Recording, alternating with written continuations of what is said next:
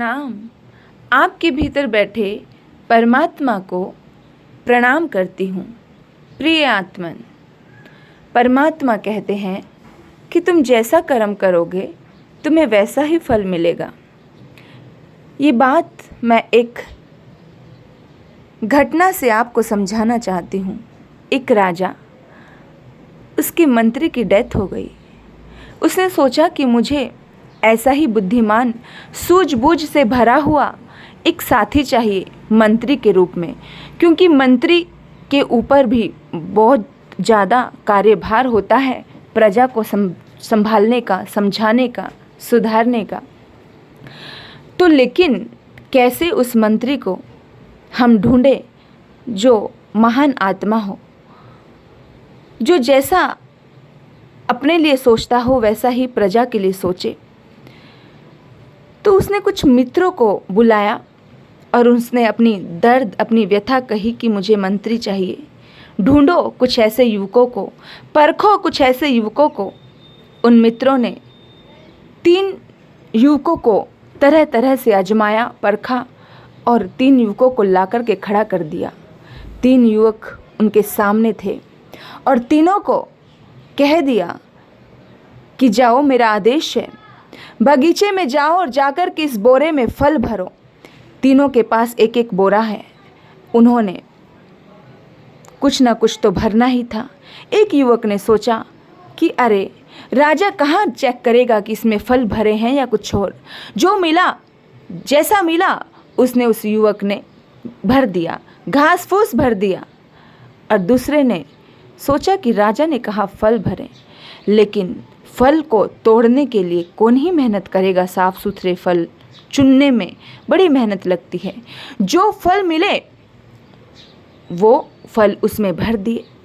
अच्छे बुरे, गले सड़े, कुछ नहीं देखा। तीसरा युवक था। तीसरे युवक ने कहा कि राजा ने कहा है कि इसमें फल भरने हैं, तो कुछ सोच समझ के ही कहा होगा। हमारी नगरी का राजा बड़ा सुलझा हुआ है। तो उसने बड़े साफ सुथरे फल भरे।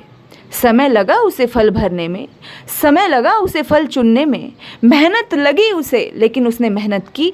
उसने बड़े अच्छे फल भरे। तीनों उस बोरे को लेकर के राजा के दरबार में पहुंच गए और कहा कि राजन, जिस तरह से आपने आज्ञा दी थी हमने वैसे ही आज्ञा का पालन किया है। राजा ने कहा कि इन तीनों युवकों को जेल में बंद कर दिया जाए और इन्हें भोजन पानी नहीं दिया जाए। जो फल ये लेकर के आए हैं वही फल इन्हें खाने के लिए दिए जाए। अब जिसने घास फूस भरी थी, जिसने कचरा भरा था, वो तो परेशान हो गया। वो सोचता है, हे भगवान, काश मैंने अच्छे फल भरे होते, काश मैंने इसमें फल भर लिए होते तो आज मैं भूखा ना मरता। दूसरे की ये हालत कि वो बीमार हो गया, क्योंकि सड़े गले फल खा कर के तो इंसान बीमार ही होगा। उसकी हालत भी बहुत खस्ता थी। लेकिन तीसरे नंबर का युवक बड़ा आनंद में था, क्योंकि उसने बड़े अच्छे फल भरे थे, बड़े साफ सुथरे फल भरे थे। उसे कोई शिकवा शिकायत नहीं था, क्योंकि उसे पता था कि मेरी नगरी का राजा बड़ा सूझबूझ वाला है। उसने ये जो भी कुछ किया है कुछ अच्छे के लिए ही हुआ होगा। परमात्मा जो भी कुछ करता है अच्छे के लिए ही करता है। वो पॉजिटिव था, एकदम हर चीज़ में पॉजिटिव था। लेकिन ये कहते हैं 7 दिन बीत गए और 7 दिन बीतने के बाद जब वो निकले उस जेल से, तो एक व्यक्ति की हालत बड़ी खस्ता थी, क्योंकि उसने कुछ भी नहीं खाया था 7 दिन। दूसरा युवक बीमार था, क्योंकि उसके पास गले सड़े फल थे। लेकिन तीसरा युवक बड़ा आनंद में था, बड़ी मस्ती में था, क्योंकि उसने जैसे फल चुने थे उसको वैसे ही फल खाने को मिले थे, तो उसे कोई शिकवा शिकायत नहीं था। अब राजा ने उनकी यथावत स्थिति देखी और जैसे ही स्थिति देखी तो राजा को पूरा समझने में देर ना लगी। एक युवक कहता है, राजन, मेरे से गलती हो गई, मैंने तो कचरा भर लिया था, मुझे थोड़ी पता था कि ये फल मुझे ही खाने को मिलेंगे। दूसरे ने कहा कि मैंने भी आपकी आज्ञा को कुछ थोड़ा इग्नोर किया, सड़े गले अच्छे बुरे जो फल मिले मैंने वो भर लिए, आज मैं बीमार हूँ। तीसरे ने कहा कि राजन, मैंने आपकी आज्ञा का पालन यथावत किया था, क्योंकि मुझे पता था कि आप बड़े सूझबूझ वाले हो। कुछ सोच समझ के ही इस आज्ञा का आपने आदेश दिया है और शुरू से ही एक ही भाव रहा है कि हम जैसा अपने लिए चाहते हैं वैसा हमें दूसरे के लिए भी करना चाहिए। बस इसी वजह से, इसी उद्देश्य से मैंने साफ सुथरे फल भरे। राजा ने उस युवक का हाथ पकड़ा और कहा, मित्र, तुम जीवन भर के साथी रहने वाले हो। हम आज से तुम्हें अपना मंत्री घोषित करते हैं, क्योंकि तुम्हारे अंदर वो सद्गुण है। जो तुम अपने लिए चाहते हो वही तुम दूसरे के लिए भी चाहते हो।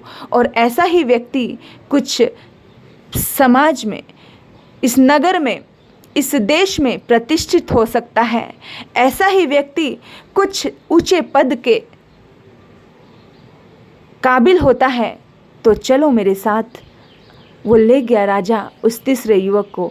अब तीनों युवक में से वो तीसरा युवक बड़ा प्रसन्न है, लेकिन 2 युवकों को बड़ा दुख है, बड़ी पीड़ा है, क्योंकि उन्हें एहसास हो गया था अपनी गलती का।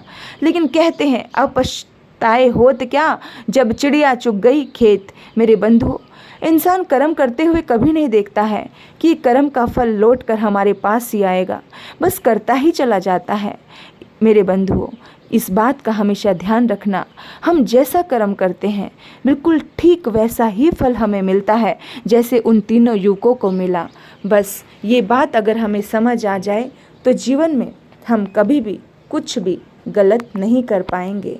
मेरे बंधुओं, ये बात हमें आत्मसात करनी है कि हमें हर पल अच्छा कर्म करना है, क्योंकि हर क्षण लौट कर हमारे पास आएगा। उस अदालत में हम सबको जाना है। उस अदालत में कभी भी आप झूठ नहीं बोल सकते। उस अदालत में, परमात्मा की अदालत में, हम कुछ भी छुपा नहीं सकते। हाँ, तो इसलिए हमें समझना है, सोचना है और अपने हर कर्म को सुंदर और प्यारा बनाना है। आपने मुझे सुना, आपके भीतर बैठे प्रभु को प्रणाम करती हूँ। ओम शांति।